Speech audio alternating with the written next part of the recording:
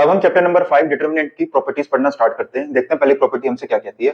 पहली प्रॉपर्टी हमसे ये कहती है कि डिटर्मिनेंट हमेशा हम स्क्वायर मैट्रिक्स का ही पता कर सकते हैं। स्क्वायर मैट्रिक्स का मतलब क्या है? ऐसी मैट्रिक्स जिसका ऑर्डर 2 क्रॉस 2 है या 3 क्रॉस 3 है, उसी मैट्रिक्स का हम डिटर्मिनेंट फाइंड कर सकते हैं। याद रखने वाली बात है, कभी भी रेक्टेंगल मैट्रिक्स का हम डिटर्मिनेंट फाइंड नहीं कर सकते। ये हमसे पहली प्रॉपर्टी कहती है। सेकंड प्रॉपर्टी हमसे क्या कहती है? सेकंड प्रॉपर्टी हमसे कहती है कि डिटर्मिनेंट को दर्शाने के तीन तरीके होते हैं। डिटर्मिनेंट को दर्शाने के तीन तरीके होते हैं। पहला तरीका होता है या तो शब्दों में लिख दो डिटर्मिनेंट ऑफ ए, या दूसरा तरीका होता है दो डंडे लगा के बीच में मैट्रिक्स लिख दो। कहने की बात क्या है, इसको कैसे रीड करेंगे? रीड करने का तरीका क्या होगा? Determinant of A, determinant of A. ये डंडे दर्शा रहे हैं डिटर्मिनेंट को, ये डंडे दर्शा रहे हैं डिटर्मिनेंट को। कैसे रीड करेंगे? डिटर्मिनेंट ऑफ ए या डेल्टा। डेल्टा का मतलब भी डिटर्मिनेंट ही होता है। ये तीन तरीके होते हैं। इन तीनों तरीकों में से आप कोई सा भी तरीका अपना सकते हो किसी भी डिटर्मिनेंट को दर्शाने के लिए। समझ में आ गया होगा। थर्ड प्रॉपर्टी हमसे क्या कहती है? थर्ड प्रॉपर्टी हमसे कहती है कि डिटरमिनेंट फाइंड करने के लिए हम किसी भी रो या किसी भी कॉलम को एक्सपेंड कर सकते हैं। अगर हमें किसी भी मैट्रिक्स का डिटरमिनेंट फाइंड करना है तो उस डिटरमिनेंट को आप किसी भी रो किसी भी कॉलम से एक्सपेंड करो, वो आपकी इच्छा है। हर बार आंसर आपका सेम ही आएगा, अलग अलग आंसर नहीं आएगा। थर्ड वाली प्रॉपर्टी आपको समझ में आ गई होगी अच्छी तरीके। फोर्थ प्रॉपर्टी खासकर 3x3 ऑर्डर के डिटरमिनेंट के लिए। फोर्थ प्रॉपर्टी हमसे क्या कहती है? अगर हमारे पास कोई डिटरमिनेंट है और वो 3x3 ऑर्डर का है, अगर हमारे पास कोई डिटरमिनेंट है और उसका ऑर्डर 3x3 ऑर्डर का है, तो कहने की बात क्या है? उस डिटरमिनेंट को मैं एक्सपेंड करूंगा, या तो फर्स्ट रो या सेकंड रो या थर्ड रो या फर्स्ट कॉलम या सेकंड कॉलम या थर्ड कॉलम, वो आपकी इच्छा है। अगर मैं एग्जांपल के लिए उस डिटरमिनेंट को फर्स्ट रो के थ्रू एक्सपेंड करूंगा, एग्जांपल के लिए मैं उस डिटरमिनेंट को फर्स्ट रो के थ्रू एक्सपेंड करूंगा, तो फर्स्ट रो के जितने भी एलिमेंट होंगे, उन एलिमेंट के साथ हमेशा एक गोपी बहु आएगी, और उस गोपी बहु की जो शक्ल होगी वो दिखाई देगी -1 की पावर में i प्लस जे की तरह। -1 की पावर में i प्लस जे की तरह उन एलिमेंट के साथ एक गोपी बहु आएगी। अब ये गोपी बहु ये कहती है कि मैं जिस भी एलिमेंट के साथ लगूंगी उस एलिमेंट की पोजीशन देखूंगी, और पोजीशन देख के या तो मैं लगाऊंगी प्लस साइन या तो लगाऊंगी माइनस साइन। कैसे लगाएगी? इसमें बोला अगर उसकी पोजीशन यानी रो प्लस कॉलम यानी i प्लस जे का सम रो प्लस कॉलम का सम अगर इवन आता है तो मेरे साथ लगेगा प्लस साइन हमेशा, और अगर रो प्लस कॉलम का सम अगर ऑड नंबर आता है तो मेरे साथ लगेगा माइनस साइन। ये गोपी बहु कहती है कि जिस भी एलिमेंट के साथ में जाके लगूंगी उसकी पोजीशन देखूंगी, पोजीशन देखने के बाद रो और कॉलम का सम करूंगी, सम करने के बाद अगर इवन नंबर आता है तो प्लस साइन, अगर ऑड नंबर आता है तो माइनस साइन। बात समझ में आ गई होगी। देखना जरा कैसे कैसे। एग्जांपल के लिए मैंने यहाँ पे डिटरमिनेंट लिखा है, इस डिटरमिनेंट को मैं एक्सपेंड करूंगा बाय यूजिंग फर्स्ट रो। तो कैसे एक्सपेंड करूंगा? 1 लिखूंगा लगाऊंगा पर्दे, 2 लिखूंगा लगाऊंगा पर्दे, 3 लिखूंगा लगाऊंगा पर्दे। अब कहने की बात क्या है? गोपी बहु इसके साथ भी आएगी, इसके साथ भी आएगी, इसके साथ भी आएगी।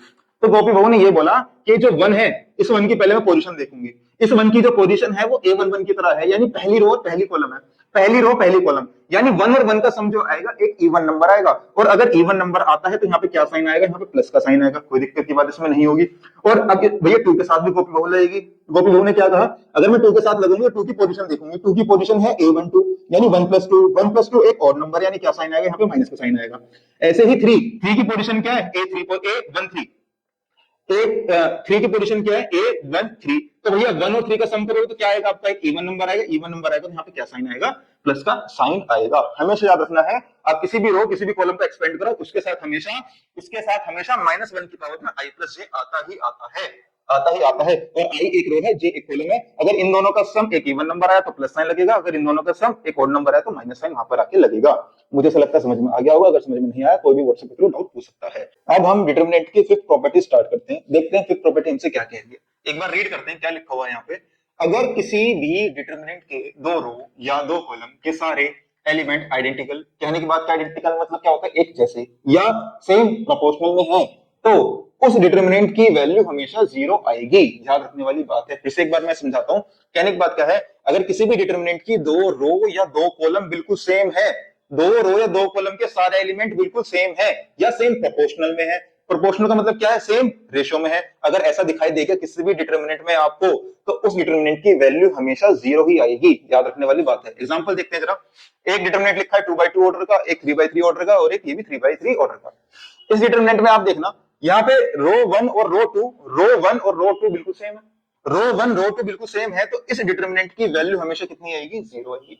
यहाँ पे देखना, यहाँ पे भी इस डिटरमिनेंट में पहली रो और तीसरी रो बिल्कुल सेम है। इसमें 1 2 3 लिखा है, इसमें 1 2 3 लिखा है। पहली रो तीसरी रो सेम है, तो इस डिटरमिनेंट की वैल्यू भी कितनी आएगी? 0 ही आएगी। अब यहाँ ये वाला एग्जांपल देखना आप। इस वाले एग्जांपल में पहली रो और तीसरी रो को देखो, तो यहाँ पर आप देख पा रहे होंगे इन दोनों का अगर रेशो करोगे आएगा 1/2, कितना आएगा रेशो 1/2, रेशो कितना आएगा 1/2। तो कहने की बात है हर बार रेशो रेशो रेशो सेम है, यानी प्रोपोर्शनल सेम है। तो कहने की बात क्या है, इस डिटरमिनेंट की वैल्यू भी कितनी ही आएगी, 0 ही आएगी। या तो सारे एलिमेंट सारे सेम हो या सेम प्रोपोर्शनल में हो, तो उस डिटरमिनेंट की वैल्यू हमेशा 0 ही आएगी। बात समझ में आ गई होगी आपको। ये वाली प्रॉपर्टी याद रखना, अच्छी प्रॉपर्टी थी। प्रॉपर्टी नंबर 6 हमसे क्या कहती है, प्रॉपर्टी नंबर 6 हमसे ये कहती है कि स्क्यू सिमेट्रिक मैट्रिक्स के डिटरमिनेंट की वैल्यू हमेशा 0 ही आती है, 0 के अलावा नहीं आती। यानी अगर हमें स्क्यू सिमेट्रिक मैट्रिक्स दे दी और बोलने लग जाए कि डिटरमिनेंट फाइंड करो, तो स्क्यू सिमेट्रिक मैट्रिक्स के डिटरमिनेंट की वैल्यू हमेशा 0 ही आएगी। आपको ये याद रखना है। एग्जांपल के लिए मैंने यहाँ पे लिखी skew symmetric matrix.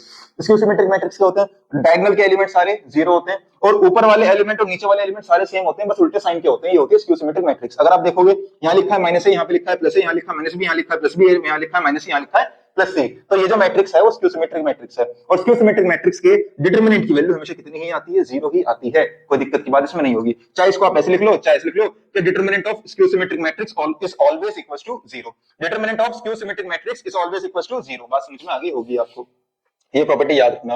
Property number 7 हमसे क्या कहती है, अगर किसी भी रो या कॉलम के सारे एलिमेंट 0 होंगे तो उसके डिटरमिनेंट की वैल्यू 0 ही आएगी। यानी किसी भी डिटरमिनेंट में अगर आपको किसी भी रो या किसी भी कॉलम के सारे एलिमेंट 0 दिखाई दे गए तो उस डिटरमिनेंट की वैल्यू हमेशा 0 ही आएगी। एग्जांपल के लिए यहाँ पे देखना आप, ये मेरे पास मैट्रिक्स थी और इस मैट्रिक्स में आप ध्यान से देखोगे तो सेकंड रो के सारे एलिमेंट 0 है, तो इस मैट्रिक्स के डिटरमिनेंट की वैल्यू हमेशा 0 ही आएगी। बात आपको समझ में आ गई होगी, कोई दिक्कत की बात नहीं होगी। तीनों प्रॉपर्टी एक बार मैं फिर से रिपीट कर देता हूं। पहली प्रॉपर्टी हमसे ये कह रही है कि कोई भी दो रो या दो कॉलम के सारे एलिमेंट बिल्कुल आइडेंटिकल है या सेम प्रोपोर्शनल में है, तो उस डिटरमिनेंट की वैल्यू हमेशा 0 ही आएगी। ये वाली प्रॉपर्टी याद रखना। अगली प्रॉपर्टी ने हमसे क्या कहा था, अगर हमारे पास स्क्यू सिमेट्रिक मैट्रिक्स है तो उसके डिटरमिनेंट की वैल्यू हमेशा 0 ही आएगी। याद रखने वाली बात है। अगली प्रॉपर्टी ने हमसे ये कहा था कि अगर किसी भी डिटरमिनेंट के कोई भी रो या कोई भी कॉलम के सारे एलिमेंट 0 हो गए तो उसके डिटरमिनेंट की वैल्यू हमेशा 0 ही आएगी। ये प्रॉपर्टी आपको याद रखनी है, समझ में आ गई होगी। अब हम अगली प्रॉपर्टी पे आगे बढ़ते हैं। अब हम डिटरमिनेंट की प्रॉपर्टी नंबर 8 स्टार्ट कर रहे हैं। प्रॉपर्टी नंबर 8 को एक बार रीड करते हैं, क्या बोला गया है। किसी भी ए मैट्रिक्स का डिटरमिनेंट और ए मैट्रिक्स के ट्रांसपोज का डिटरमिनेंट हमेशा इक्वल आता है। कहने की बात क्या है, डिटरमिनेंट ऑफ ए हमेशा बराबर आता है उसी मैट्रिक्स के ट्रांसपोज के डिटरमिनेंट के। शायद समझ में ना आए, एक बार एग्जांपल देखते हैं। एग्जांपल में क्या लिखा है मैंने, ए मैट्रिक्स मानिए 2x2 ऑर्डर की मानिए, क्या क्या एलिमेंट लिखे हैं 1 2 3 4 और इसका ट्रांसपोज नहीं लिखेंगे हम। ट्रांसपोज कैसे लिखते हैं, इस रो को कॉलम में लिख दो, इस रो को कॉलम में लिख दो, इस रो को कॉलम में लिख दो, हो गया ट्रांसपोज। कोई दिक्कत की बात इसमें नहीं होगी। एक बार इस मैट्रिक्स का डिटरमिनेंट निकालूंगा और एक बार इसके ट्रांसपोज का डिटरमिनेंट में फाइंड करूंगा। चेक करते हैं कैसे करेंगे भैया। 4 की मल्टीप्लाई 1 में करोगे 4 आएगा, 3 की मल्टीप्लाई 2 में करोगे कितना आएगा, 6 आएगा, बीच में माइनस साइन आता है, आंसर क्या आएगा माइनस का 2। अच्छा, मैं इसके ट्रांसपोज का डिटरमिनेंट निकालूंगा, कैसे फाइंड करूंगा। 4 की मल्टीप्लाई 1 में करूंगा 4 आएगा, माइनस साइन बीच में आता है, 2 की मल्टीप्लाई 3 में करूंगा 6 आएगा, आंसर कितना आएगा माइनस का 2। तो आपने भी देखा ए मैट्रिक्स का डिटरमिनेंट और ए ट्रांसपोज का डिटरमिनेंट हमेशा बराबर ही आएगा, -2 ही आएगा। ए मैट्रिक्स का डिटरमिनेंट बराबर आता है ए ट्रांसपोज के डिटरमिनेंट के। ये वाली बात आपको समझ में आ गई होगी अच्छे से। अब प्रॉपर्टी नंबर 9 हम रीड करते हैं। प्रॉपर्टी नंबर 9 में हमसे क्या कहा है, प्रॉपर्टी नंबर 9 में हमसे कहा है कि अगर मैं एक मैट्रिक्स मेरे पास है, अगर मैं उस मैट्रिक्स के किसी भी रो या किसी भी कॉलम को एक्सचेंज कर देता हूं। क्या बोला मैंने, मेरे पास ए मैट्रिक्स है कोई, मेरे पास कोई ए मैट्रिक्स है और उस ए मैट्रिक्स के किसी भी रो या किसी भी कॉलम को एक्सचेंज कर देता हूं, तो एक्सचेंज करने के बाद जो मैट्रिक्स आई, अगर मैं उसका डिटरमिनेंट फाइंड करूं और पुराने वाली मैट्रिक्स जो थी उसका डिटरमिनेंट फाइंड करूं, तो दोनों के डिटरमिनेंट की वैल्यू हमेशा बराबर ही आएगी, पर नेगेटिव में आएगी। एग्जांपल से एक बार रीड करते हैं। ए मैट्रिक्स ये रही, ए मैट्रिक्स में क्या एलिमेंट लिखे हैं 1 2 3 4। मैंने ए से ही एक नई मैट्रिक्स बनाई, कैसे बनाई, मैंने रो को एक्सचेंज कर दिया। जो पहली रो है और ये सेकंड रो है, इन दोनों को आपस में एक्सचेंज करते हैं। सेकंड रो को बना दिया पहला और पहली रो को बना दिया सेकंड। कहने की बात क्या है, ये सेकंड रो थी ना, इसको पहली रो में लिख दिया और ये पहली रो थी ना, इसको सेकंड रो में लिख दिया। मैंने रो एक्सचेंज कर दी, रो मैंने क्या कर दिया, एक्सचेंज कर दिया। देखना जरा, जब रो एक्सचेंज कर दी तो ये नई मैट्रिक्स बन गई, मैंने नाम लिख दिया ए डैश, और पुरानी वाली मैट्रिक्स का मैंने क्या नाम लिखा ए। अब मैं ए मैट्रिक्स का डिटरमिनेंट निकालूंगा और ए डैश यानी जो मैंने रो एक्सचेंज करी है उस मैट्रिक्स का डिटरमिनेंट फाइंड करूंगा। देखना कैसे कैसे फाइंड करूंगा। क्या लिखा है यहाँ पे, यहाँ लिखा है 4, यहाँ क्या लिखा है 6, क्या साइन है बीच में माइनस का, कितना आएगा माइनस का 2। बात समझ में आ गई होगी। यहाँ पे देखना ए डैश का डिटरमिनेंट निकालने कैसे निकालोगे, यहाँ लिखोगे 6, माइनस साइन बीच में आता है, यहाँ पे क्या लिखोगे 4, कितना आया 2। कहने की बात क्या है, जैसे ही मैंने रो एक्सचेंज करी ये वाली मैंने रो एक्सचेंज करी, ये वाली मैंने रो एक्सचेंज नहीं करी। इसके डिटरमिनेंट की वैल्यू माइनस के 2 आई है, इसके डिटरमिनेंट की वैल्यू 2 आई है। भैया देखो यहाँ पे है -2, यहाँ पे है +2, यहाँ पे है -2, यहाँ पे है +2। भैया माइनस का ही अंतर है, माइनस का ही अंतर है। कहने की बात मैं ये कहना चाहता हूँ, अगर आप किसी भी मैट्रिक्स की कोई भी रो या कोई भी कॉलम को एक्सचेंज कर दो, कोई दिक्कत की बात नहीं है, पर एक्सचेंज करने के बाद जो नई मैट्रिक्स होगी उसके डिटरमिनेंट की वैल्यू पुराने वाले डिटरमिनेंट की वैल्यू के अपोजिट साइन की आएगी, नेगेटिव साइन की आएगी। ये वाली बात आपको समझ में आ गई होगी, अगर समझ में नहीं आया तो कोई पूछ सकता है। अब हम डिटरमिनेंट की प्रॉपर्टी नंबर 10 स्टार्ट करते हैं, देखते हैं प्रॉपर्टी नंबर 10 इनसे क्या कहना चाहती है। एग्जांपल स्टार्ट करते हैं। मैंने क्या करा, मैंने ए मैट्रिक्स सेलेक्ट करी जिसका ऑर्डर था 2 क्रॉस 2 और उसमें जो एलिमेंट थे वो थे 1 2 3 4। मैंने क्या करा, इस ए मैट्रिक्स का डिटरमिनेंट निकाला। और कैसे निकाला, एक की मल्टीप्लाई 4 में करी आएगा 4, दो की मल्टीप्लाई 3 में करी आएगा 6, बीच में माइनस साइन आता है तो मेरा डिटरमिनेंट ऑफ ए आएगा -2। अब मैंने छोटी सी कलाकारी करी, उसमें क्या करा, मैंने इस ए मैट्रिक्स में 5 की मल्टीप्लाई कर दी। और 5 की मल्टीप्लाई मैट्रिक्स के अंदर सारी जगह होती है, आप जानते होंगे। 5 की मल्टीप्लाई 1 में भी होगी 5 आएगा, 5 की मल्टीप्लाई 2 में भी होगी 10 आएगा, 5 की मल्टीप्लाई 3 में भी होगी 15 आएगा, 5 की मल्टीप्लाई 4 में भी होगी 20 आएगा। अब मैंने इस 5 ए मैट्रिक्स का डिटरमिनेंट निकाला। और कैसे निकाला, 5 की मल्टीप्लाई 20 में करी आएगा 100, माइनस का साइन मैंने लगाया। और 15 की मल्टीप्लाई 10 में करी आएगा 150, 100 माइनस 150 आएगा माइनस का 50। और माइनस के 50 को मैंने कलाकारी करके लिखा 5 इंटू 5 इंटू माइनस का 2। और 5 इंटू 5 यहाँ पे मैंने ऐसे लिखा रहने दिया। और -2 जो था मेरा डिटरमिनेंट ऑफ ए था। तो यहां से ये बात निकल के आती है, अगर आप किसी भी मैट्रिक्स में किसी नंबर की मल्टीप्लाई करते हो, आप किसी भी मैट्रिक्स में किसी भी नंबर की मल्टीप्लाई करते हो और उसका डिटरमिनेंट निकालते हो, उसका आप क्या निकालते हो, डिटरमिनेंट निकालते हो, तो उस डिटरमिनेंट का जो आंसर आएगा, उसके आंसर में 5 उतनी बार मल्टीप्लाई होगा जितनी बार उस मैट्रिक्स का ऑर्डर था, यानी डिटरमिनेंट ऑफ ए मैंने ऐसे लिख दिया। और 5 की मल्टीप्लाई कितनी बार हुई, 2 बार हुई, क्योंकि इसका ऑर्डर 2 क्रॉस 2 था। एक और एग्जांपल देखेंगे, यहाँ पे बात समझ गए होंगे आप कि 5 की मल्टीप्लाई मैंने बी में करी, और ऑर्डर क्या था, 3 क्रॉस 3 था। अब मैंने क्या करा, 5b का डिटरमिनेंट निकाला। और ये किसके बराबर आएगा, डिटरमिनेंट ऑफ बी। और इसमें 5 उतनी बार ही मल्टीप्लाई होगा जितनी बार इस मैट्रिक्स का ऑर्डर था। कितना ऑर्डर था, 3 क्रॉस 3, यानी 5 की मल्टीप्लाई कितनी बार होगी, 3 बार होगी। और इसको शायद मैं ऐसे लिख सकता हूं 5 की पावर 3, और शायद मैं इसको भी ऐसे लिख सकता था 5 की पावर 2 और डिटरमिनेंट ऑफ ए। बात समझ में आ गई होगी। तो 10वीं प्रॉपर्टी हमसे यही कहती है कि डिटरमिनेंट हम निकालते हैं के ए का, यानी किसी मैट्रिक्स में अगर मैंने किसी कांस्टेंट की मल्टीप्लाई कर दी और मैंने उसका निकाला डिटरमिनेंट, तो वो बराबर आएगा determinant of A into constant, और पावर में जो मैट्रिक्स का ऑर्डर था वो पावर में चला जाएगा। ये वाली बात आपको समझ में आ गई होगी। देखना यहाँ पे भी, भैया ऑर्डर क्या था 2, वो किसकी पावर में गया, वो 5 की पावर में गया। ऑर्डर क्या था 3, वो किसकी पावर में गया, 5 की पावर में, यानी कांस्टेंट की पावर में उसका ऑर्डर पहुंच जाएगा। तो ये वाली प्रॉपर्टी भूलना नहीं। एक और एग्जांपल देखना। एग्जांपल मैंने क्या लिखा, मैंने ये बोला कि मेरी कोई मैट्रिक्स थी और उसका ऑर्डर 3 क्रॉस 3 था, और यहाँ पे कांस्टेंट लिखा था 4a, और ऑर्डर क्या था, यानी n की वैल्यू थी 3। तो ये किसके बराबर, मैं इसको कुछ इस प्रकार लिख सकता हूं कि 4 की पावर 3, क्योंकि कांस्टेंट 4 था और ऑर्डर जाता है कांस्टेंट की पावर में, और साथ में क्या लिखा था, डिटरमिनेंट ऑफ ए। मेरे ख्याल से ये वाली बात आपको समझ में आ गई होगी, कोई दिक्कत हो तो पूछ सकते हैं। अब हम डिटरमिनेंट की प्रॉपर्टी नंबर 11 स्टार्ट करते हैं। प्रॉपर्टी नंबर 11 से क्या कहते हैं एक बार हम देखते हैं। एग्जांपल स्टार्ट करते हैं। मैंने क्या करा, कोई ए मैट्रिक्स सेलेक्ट करी और ऑर्डर क्या था उसका 2 क्रॉस 2, उसमें एलिमेंट क्या थे 1 2 3 4। मैंने क्या करा, इस ए मैट्रिक्स का डिटरमिनेंट मैंने निकाला। और कैसे निकाला, 1 इंटू 4 कितना आएगा भैया, 4 आएगा। 3 इंटू 2 कितना आएगा, 6 आएगा। बीच में क्या साइन आता है, माइनस का साइन आता है, कितना आएगा, -2। यानी डिटरमिनेंट ऑफ ए कितना आया, -2 यहाँ पर हमारा आया। अब यहाँ पे मैंने क्या करा, मेरे मन में एक चुल क्या उठी कि किसी की शक्ल बदलनी है, किसी की शक्ल। अब वो किसी कौन होगा, वो या तो रो या तो होगा कॉलम, या तो वो होगा रो या तो वो होगा कॉलम। मेरे मन में चुली उठी किसी भी रो या किसी कॉलम की शक्ल बदल दूं। तो मैंने किसी भी रो यानी रो 1 की मैंने शक्ल बदलने की कोशिश करी, और रो 1 की शक्ल कुछ ऐसे बदली कि रो 1 की जो नई शक्ल आएगी, वो आएगी रो 1 प्लस रो 2 को करके। रो 1 की जो शक्ल आएगी रो 1 प्लस रो 2 को करके आएगी। तो मैंने क्या करा, ए मैट्रिक्स लिखी मैंने। अब मैंने क्या करा, शक्ल क्या लिखी मैंने, रो 1 किसके बराबर आएगी, रो 1 प्लस रो 2। रो 1 ये है, रो 2 ये है, इन दोनों को प्लस करोगे कितना आएगा भैया, 4 आएगा। यानी रो 1 में आएगा 4, ये कितना आएगा 6, यहाँ पे आएगा 6। रो 2 की मैंने शक्ल नहीं बदली, तो रो 2 ऐसी की ऐसी ही आएगी। ये वाली बात आपको समझ में आ गई होगी। अब देखना जरा। अब मैंने क्या करा, इस ए मैट्रिक्स का फिर से डिटरमिनेंट निकाला, तो कितना आएगा, 4 इंटू 4 16, और कितना आएगा 3 इंटू 6 कितना 18। बीच में क्या साइन आता है, माइनस का, तो मेरा आंसर आएगा -2। तो भैया कहने की बात क्या आती है कि किसी भी मैट्रिक्स में आप किसी भी रो की किसी भी कॉलम की शक्ल बदल लो, डिटरमिनेंट हमेशा बराबर ही आएगा।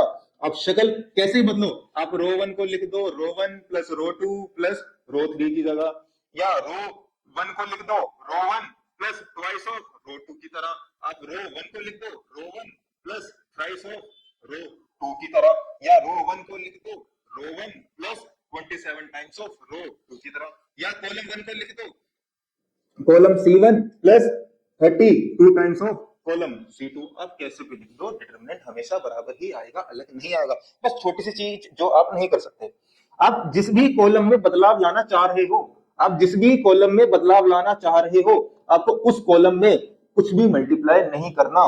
कहने की बात क्या है, मैं C1 में बदलाव लेके आना चाहता हूं और मैंने कैसे लिखा, तो मैंने C1 को कैसे लिखा, twice of C1 plus C2, जो कि मेरा गलत है। क्यों गलत है? क्योंकि मैं C1 में ही बदलाव लेके आना चाहता हूं और मैंने C1 में ही 2 की मल्टीप्लाई कर दी। हम ऐसा नहीं कर सकते। जिस भी कॉलम में, जिस भी रो में हम बदलाव लेके आना चाहते हैं, आप उसमें कुछ मल्टीप्लाई नहीं कर सकते, उसको मॉडिफाई नहीं कर सकते। बात समझ में आ गई? इसे कहते हैं ऑपरेशन ऑफ डिटरमिनेंट। बात समझ में आ गई होगी। बस छोटी सी चीज का ध्यान देना, जिस भी कॉलम में, जिस भी रो में बदलाव लेके आना चाहते हो, आपको उसमें कुछ भी मल्टीप्लाई नहीं करना, कुछ भी मल्टीप्लाई नहीं करना। और बाकी में, अच्छा, C1 को छोड़ के आप जो भी प्लस कर रहे हो, जो दूसरी रो है, दूसरी कॉलम प्लस कर रहे हो, आप उसमें कुछ भी मल्टीप्लाई करो, कुछ भी दिक्कत की बात नहीं है। आप प्लस करो माइनस करो, आंसर सेम ही आएगा। बात समझ में आ गई होगी, याद रखना। अब हम डिटरमिनेंट की 12th प्रॉपर्टी स्टार्ट करते हैं। देखते हैं 12th प्रॉपर्टी हमसे क्या कहती है। एग्जांपल स्टार्ट करते हैं। मेरे पास ये डिटरमिनेंट था और इस डिटरमिनेंट की पहली रो ये थी, दूसरी रो ये थी, और पहली रो में एलिमेंट लिखे थे x प्लस वाई और a प्लस बी, और दूसरी रो में लिखे थे 2 और 3। तो कहने की बात क्या है, आप ध्यान से देखोगे तो पहली रो में x प्लस वाई लिखा है, a प्लस बी लिखा है, यानी ये वाला एलिमेंट जो है वो सम की तरह लिखा है, ये वाला एलिमेंट जो है सम की तरह लिखा है। तो डिटरमिनेंट की प्रॉपर्टी कहते हैं कि डिटरमिनेंट के आपको एलिमेंट अगर आपको जुड़े हुए दिखाई दे रहे हैं तो उस डिटरमिनेंट को आप तोड़ सकते हो। और तोड़ेंगे कैसे? तोड़ेंगे ऐसे, देखना जरा। ये डिटरमिनेंट मैंने एक लिखा, ये डिटरमिनेंट मैंने दूसरा लिखा, और बीच में मैंने क्या लगाया, प्लस का साइन, क्योंकि मुझे तोड़ने हैं। समझ में आया? कोई दिक्कत की बात इसमें नहीं होगी। अब तोड़ोगे कैसे? पहले लिखा था इसका x और दूसरे एलिमेंट का पहले क्या लिखा था a, जो मैंने लिख दिया, और यहाँ पे नीचे लिखा था 2, यहाँ लिखा था 3, जो मैंने ऐसे कैसे लिख दिया। अब यहाँ पर इस वाले एलिमेंट के बाद में लिखा था y और यहाँ पे लिखा था b, जो मैंने बाद में लिख दिया, और यहाँ पे लिखा था 2 और यहाँ पे मैंने 3 लिख दिया। तो इस प्रकार आप किसी भी डिटरमिनेंट को ब्रेक कर सकते हो। कब? जब डिटरमिनेंट के एलिमेंट आपको सम की तरह दिखाई देंगे। बात समझ में आ गई होगी। अब दूसरा एग्जाम्पल देखते हैं। दूसरे एग्जाम्पल में आपने देखा जो एलिमेंट लिखे हुए हैं वो लिखे हुए हैं x plus Y, a plus B, w plus Z, c plus D determinant है। अब इस डिटरमिनेंट को मैं ब्रेक करके लिख सकता हूँ। ब्रेक करने के लिए आपने ध्यान से देखा कि पहले वाली रो में भी जो एलिमेंट लिखे हैं सम की तरह लिखे हैं, दूसरी वाली रो में भी जो एलिमेंट लिखे हैं वो सम की तरह लिखे हैं। तो ध्यान से देखना कैसे ब्रेक करोगे आप। ब्रेक करने का एक तरीका रहेगा, वो तरीका क्या है कि आप दोनों रोज को एक साथ ब्रेक नहीं कर सकते। आप शुरुआत में या तो रो 1 को पकड़ो या रो 2 को पकड़ोगे। अगर मैं रो 1 को पकड़ूंगा, रो 1 को नचाऊंगा, और रो 1 को कैसे नचाऊंगा, रो 1 में पहले लिखा था यहाँ पे x और दूसरा एलिमेंट में पहले लिखा था a, और नीचे वाले को आप ऐसे ही लिखोगे, और नीचे वाले को आप ऐसे ही लिखोगे। बाद वाला एलिमेंट क्या लिखा था, y लिखा था, फिर बाद में क्या लिखा था, b लिखा था, फिर के नीचे लिखा था w प्लस जेड, यहाँ लिखा था c प्लस डी। ये मैंने नचा दिए, कोई दिक्कत की बात तो नहीं है। और बाद में आप इसको नचा दो, बाद में इसको नचाओ, बाद में इसको नचाओ। इसको कैसे नचाओगे देखना जरा। सम की तरह मैं यहाँ पे फिर से लिखूंगा, कैसे लिखे सम की तरह। जैसे x a लिखा था, x a लिखा था, जो कि मैंने ऐसे ही लिख दिया। पहले लिखा था w, फिर लिखा था c, w c, फिर लिखा था z, फिर लिखा था d, और सेम टू सेम ये भी आप ऐसे ही लिख सकते हो कि यहाँ पे लिखोगे y, यहाँ पे लिखोगे b, पहले लिखा था w, फिर लिखा था c, फिर प्लस का साइन था ही, क्या लिख दोगे y, क्या लिख दोगे b, क्या लिख दोगे z, क्या लिख दोगे d। मेरे ख्याल से ये वाली बात आपको समझ में आ गई होगी। एक एग्जांपल देखते हैं छोटा सा। वो एग्जांपल क्या था, लिखा था यहाँ पे 5 प्लस 4, और यहाँ पे लिखा था 3 प्लस 2, यहाँ पे लिखा था 1 और 2, यहाँ पे ऐसा कुछ लिखा था। तो इस डिटरमिनेंट के आपको दिखाई देगा पहली रो में जो एलिमेंट लिखे हुए हैं सम की तरह लिखे हुए हैं, तो मैं इस डिटरमिनेंट को ब्रेक करके लिख सकता हूं। और ब्रेक करके कैसे लिखूंगा, ध्यान से देखना। पहले लिखा है 5 लिख दिया, फिर बाद में लिखा था 3 लिख दिया, नीचे लिखा था 1, नीचे लिखा था 3, जो कि मैंने लिख दिया। यहाँ पे लिखा था 4, यहाँ पे लिखा था 2, जो कि मैंने लिख दिया। फिर यहाँ पे लिखा था 1, यहाँ पे लिखा था 3, जो कि मैंने लिख दिया। किसी भी डिटरमिनेंट को आप ब्रेक करके लिख सकते हो। कब? जब आपको उस डिटरमिनेंट के किसी भी रो में या किसी भी कॉलम में आपको एलिमेंट सम की तरह दिखाई दे रहे हैं। मेरे ख्याल से ये वाली प्रॉपर्टी आपको समझ में आ गई होगी। नई बात समझ में आए तो आप कोई भी व्हाट्सएप के थ्रू मुझसे पूछ सकते हो।